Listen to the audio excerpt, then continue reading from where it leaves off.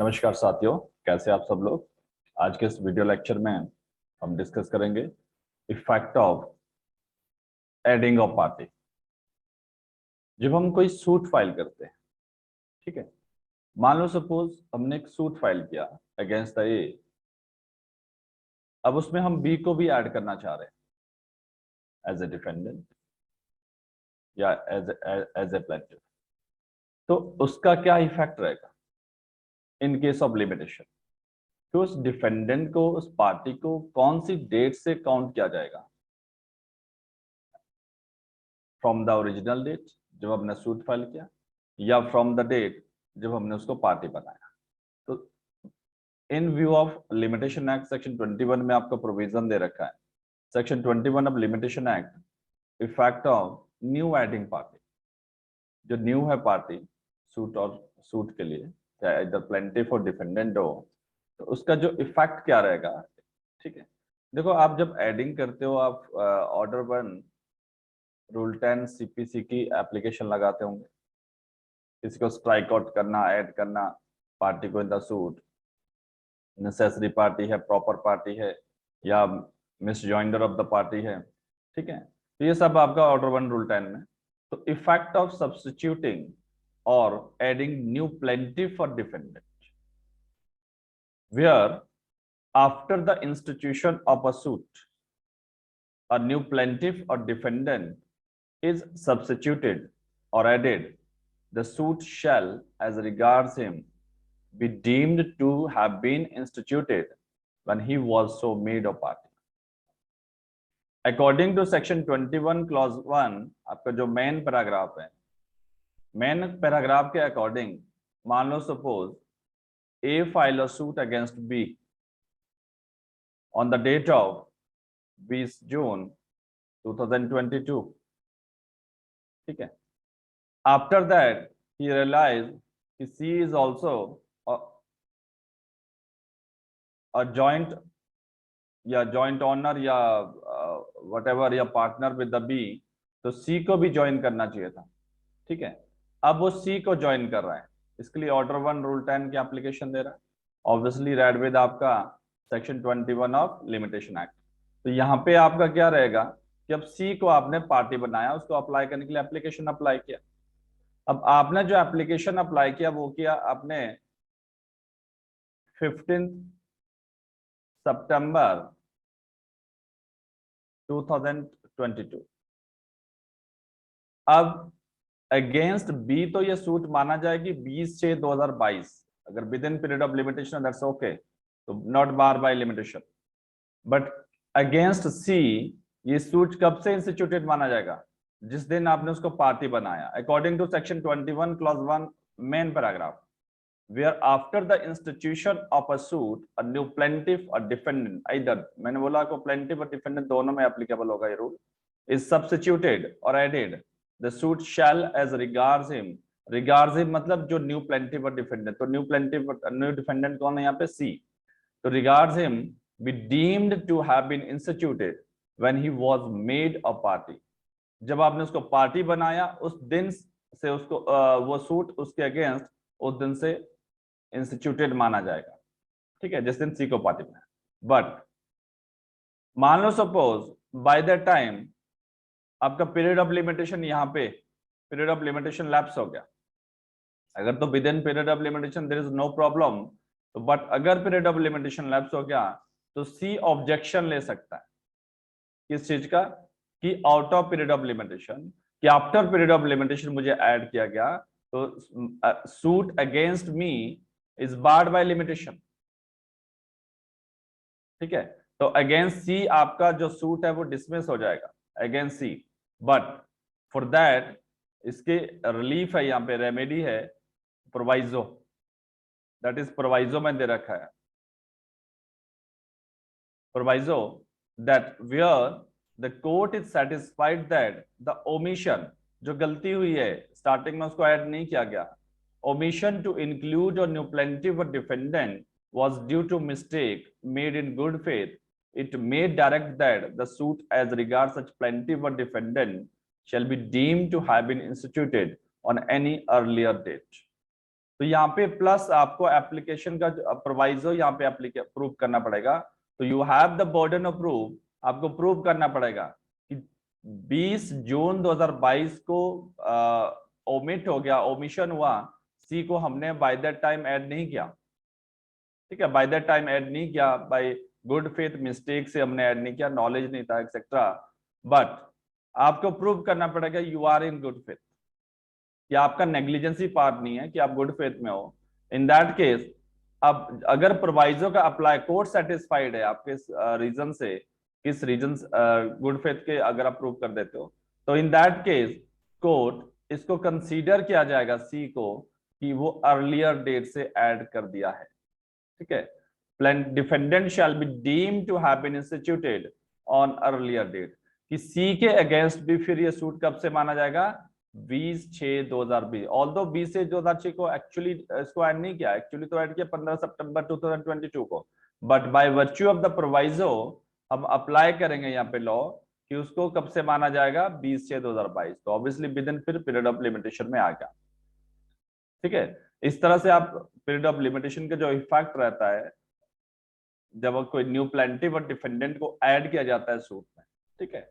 But कुछ इसकी exception जहां पे ये एप्लीकेबल नहीं होता है, nothing in subsection 1 shall apply to case where a party is added or substituted or owing to assignment or devolution of an interest during the pendency of the suit, or where plaintiff is made defendant, defendant is made plaintiff।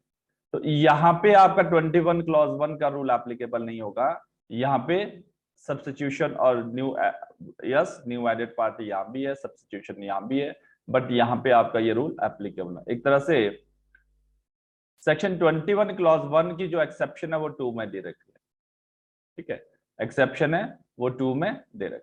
कैसे देखते हैं, 3 तरह से ये applicable नहीं होगा 21 का rule. अब 21(1) का रूल क्या है कि जिस दिन उसको पार्टी बना उसी दिन से काउंट होगा, अनलेस आपको प्रूव करना पड़ेगा कि गुड फेथ में ओमिशन हुआ है।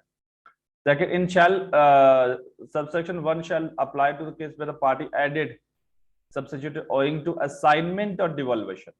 मान लो सपोज ए और बी के बीच सूट है, सूट किसके बीच है, ए और बी के बीच। अब मान लो सपोज बी ने वो प्रॉपर्टी ट्रांसफर कर दी, transfer to C during pendency of the trial, sorry suit. तो अब सी जो भी राइट बी के है वो कहां चले गए, सी को। अब सी एज ए पार्टी आएगा, अब सूट किसके बीच होगा, ए और सी के बीच। ऑब्वियसली सब्स्टिट्यूट किया गया in place of B, but यहां पे उसको एप्लीकेशन देने की जरूरत नहीं है, ठीक है। 21 रूल 1 का एप्लीकेबल नहीं होगा कि मतलब जिस दिन वो पार्टी बना उस दिन से नहीं, जिस दिन बी पार्टी बना उसी दिन से वो माना जाएगा। समझ रहे हो कि जब बी यहाँ पे पार्टी बनाया, जब स्टार्टिंग सूट जो ओरिजिनल डेट है, मान लो सपोज ओरिजिनल डेट है 20 जून 2022 जब सूट फाइल किया against the B. After that B ने प्रॉपर्टी सी को सेल आउट कर दिया, अब सी को यहाँ पे पार्टी बना दिया 25/10/2022।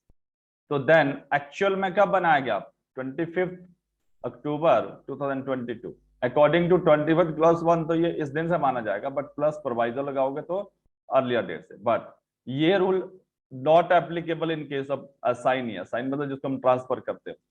तो सी को यहाँ पे सब्स्टिट्यूट किया गया in place of B, because B ने प्रॉपर्टी सी को बेच दी, ठीक है। अब सी का मैटर है ये, और अब ए और सी के बीच का मैटर है। तो इन दैट केस दैट इसको भी ऐड किया गया इसमें पार्टी। अब जब सी को ऐड किया गया तो सी को हम अर्लियर डेट से मानेंगे। कौन सी डेट से, अर्लियर डेट से, जो ओरिजिनल डेट है सूट फाइल करने की। First, then second devolution. मतलब जब आपका डिवॉल्वेशन का मतलब है जब ड्यूरिंग पेंडेंसी आपका सूट पेंडिंग है, इन दैट केस किसी की डेथ हो जाती है, किसी पार्टी की डेथ हो जाती है। मान लो सपोज ए और बी का सूट है और सूट पेंडिंग है, सूट फाइल क्या, आफ्टर दैट बी डाइड। अब बी की डेथ होने के बाद सूट को कंटिन्यू कौन करेगा, obviously LR of the B. तो एलआर यहाँ पे न्यू पार्टी बेशक है,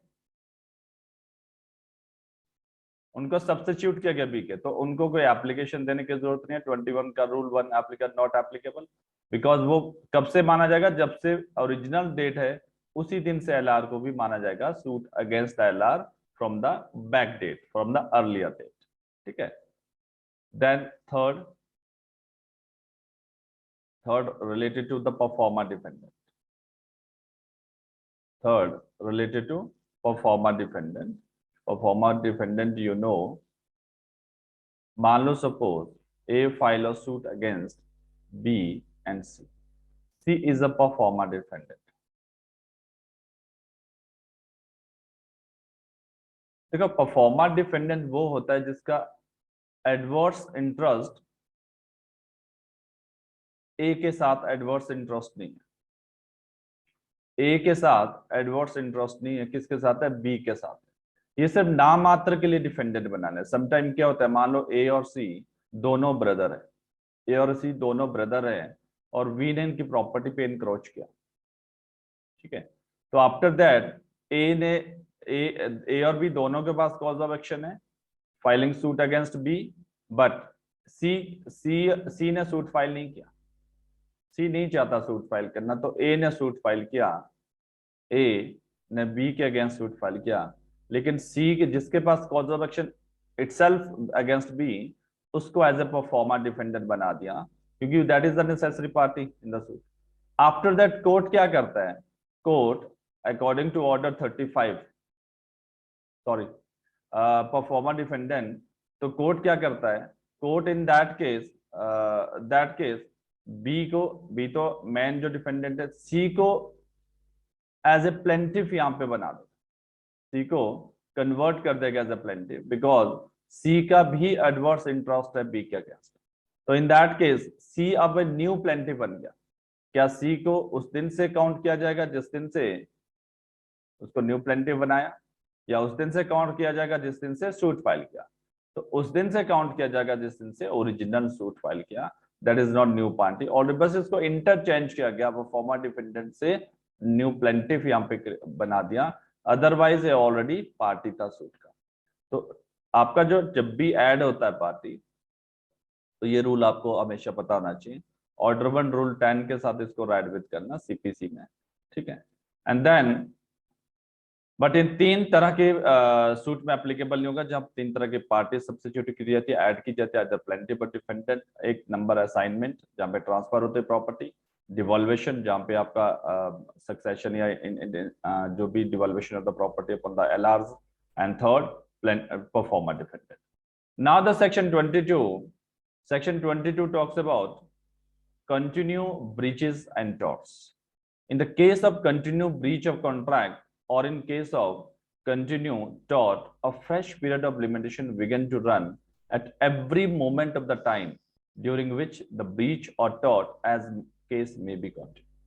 ठीक है, as case may be continued. So this is based upon maxim D die in diem means day to day। देखो कोई ऐसे कॉन्ट्रैक्ट है जो कंटिन्यूअसली ब्रीचिंग, मतलब आज ब्रीच हो रहा है, 5 दिन बाद फिर ब्रीच हो रहा है, एक्सेट्रा, कंटिन्यूअस ब्रीचिंग, या ऐसा टॉर्ट है। लाइक जैसे हम न्यूसेंस ले लेते हैं, ठीक है, मान लो न्यूसेंस ले लेते हैं, आज किसी ने न्यूसेंस किया, 5 दिन बाद फिर उसने न्यूसेंस किया, तो यहाँ भी पीरियड ऑफ लिमिटेशन स्टार्ट हो गया आपका अगेंस्ट सच पर्सन। फिर उसने 2 दिन बाद न्यूसेंस किया, तो फिर आपके पास पीरियड ऑफ लिमिटेशन स्टार्ट हो गया। फिर से उसने न्यूसेंस किया, वही सेम, फिर आपका पीरियड ऑफ लिमिटेशन। तो जितना टाइम, जितनी बार वो कंटिन्यूस ब्रीच करता जाएगा टॉर्ट कॉन्ट्रैक्ट, उतना टाइम आपको फ्रेश पीरियड ऑफ लिमिटेशन आपको मिलता जाएगा।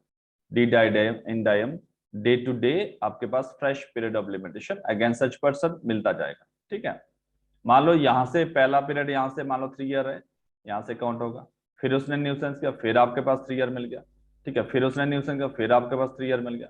तो डे टू डे आपके पास न्यू कॉज ऑफ एक्शन यहाँ पे अरोज होता है। Then section 23, suit for compensation for act not actionable without special damages. In case of suit for compensation for an act which does not give rise to cause of action unless some specific injury actually resulted therefore the period of limitation shall be computed from the time when the injury resulted। अब देखो 22 में तो बोला कि continue breach of, यहाँ पे injury होनी चाहिए।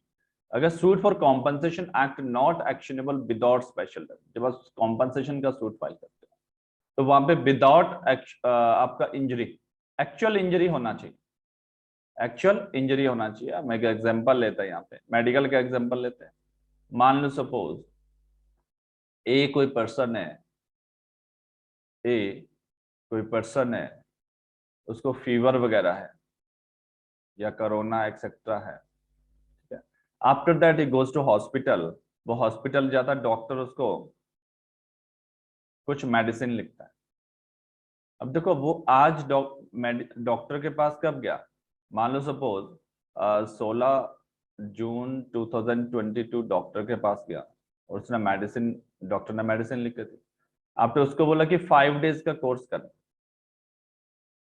ठीक है, तो सर 5 डेज का कोर्स किया, बट उन मेडिसिन का साइड इफेक्ट हो गया, डॉक्टर की नेग्लिजेंस, डॉक्टर ने कुछ ऐसी मेडिसिन दे दी जो प्रेस्क्राइब नहीं थी, ठीक है। तो देन डॉक्टर ने जो मेडिसिन दी उससे क्या होगा, साइड इफेक्ट हो गया। अब उसको स्पेशल इंजरी, उसका लीवर किडनी वगैरह डैमेज होगी, ठीक है, जिससे उसकी डेथ हो गई, लिवरी। अब जिससे स्पेशल इंजरी, जब मेडिसिन डॉक्टर के पास गया उस दिन उसको इंजरी नहीं हुई, कब इंजरी हुई, लेटर ऑन, जिस दिन स्पेशल इंजरी हुई उस दिन से आपका पीरियड ऑफ लिमिटेशन स्टार्ट होगा, ना कि जिस दिन वो हॉस्पिटल गया उस दिन से पीरियड ऑफ लिमिटेशन स्टार्ट नहीं होगा। कॉज ऑफ एक्शन कब से अरोज होगा आपका, जब आपको कोई स्पेशल इंजरी हुई, मान लो उसका डैमेज हो गया आपके बॉडी में, उस डैमेज से आप काउंट करोगे, स्पेशल इंजरी काउंट करोगे, ये उस दिन से पीरियड ऑफ लिमिटेशन काउंट होगा फॉर द कॉम्पनसेशन, ठीक है। डॉक्टर के अगेंस्ट सूट फाइल किया जाएगा कॉम्पनसेशन एक्सेट्रा के लिए, तो आप कब से फाइल करोगे, जब से आपका स्पेशल इंजरी, ठीक है, clear. Then next is last section 24। देखो प्रीलिम्स में काफी क्वेश्चन यहाँ से आते हैं, तो आपको लिमिटेशन एक्ट बहुत केयरफुली करना है। ये सारे लेक्चर मैंने ऑलरेडी अपलोडेड किए हैं यूट्यूब पे। Computation of time, section 24, computation of time mention in instrument, all instruments shall for the purpose of this act be deemed to be made with the reference to Gregorian calendar। तो यहाँ पे आपको ध्यान रखना है कि जो भी इंस्ट्रूमेंट बनाते हैं उसमें जो डेट मेंशन होगी वो ग्रेगोरियन कैलेंडर के अनुसार इंग्लिश कैलेंडर है, ठीक है। तो इन दैट केस ये पॉप ग्रेगोरियन 13, पॉप ग्रेगोरियन 13 1582, ठीक है। तो इस तरह से कई बार आपको सन आपका जो है ईयर आपका 1582 का है, तो इन दैट केस ये इंग्लिश कैलेंडर है। तो इस तरह से आपको प्रीलिम्स में यहाँ पे क्वेश्चन आ सकते हैं। तो जो हमारे चैनल पे नए हैं प्लीज चैनल को सब्सक्राइब कर दीजिएगा, एंड जिन्होंने ऑलरेडी कर रखा है प्लीज शेयर एंड लाइक कर दीजिएगा वीडियो को। धन्यवाद।